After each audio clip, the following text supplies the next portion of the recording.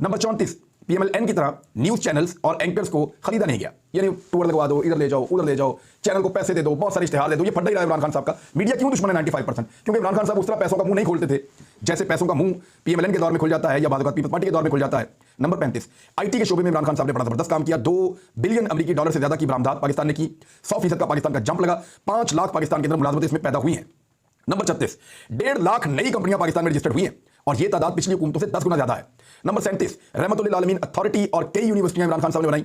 Number 38, खवातीन के खिलाफ तमाम बड़े मुकदमात पाकिस्तान में जो हुए उस दौर में वो हल हो गए। मिसाल के तौर पे सियालकोट मोटरवे वाला वाकया है, इस्लामाबाद नूर मुकदमा वाला वाकया है, उस्मान मिर्जा वाला वाकया है, बड़ा घिनौना। तो इस तरह के वाकयात को प्रायोरिटी के ऊपर लिया और फिर असेंबली के अंदर इस पे बिल्स भी लेकर आए और इस पे कानून साजियां भी की। नंबर 39, ईरान, चीन, रूस, सऊदी अरब के साथ ताल्लुकात जो ग्रुपबंदियां माजी में होती थी, पाकिस्तान उससे बाहर निकलना चाह रहा था। हालांकि ये बहुत मुश्किल काम है और पाकिस्तान पूरी दुनिया के साथ ताल्लुकात बना के अपनी एक अलग हैसियत को और बेहतर हैसियत को रजिस्टर करना चाह रहा था। ये पहली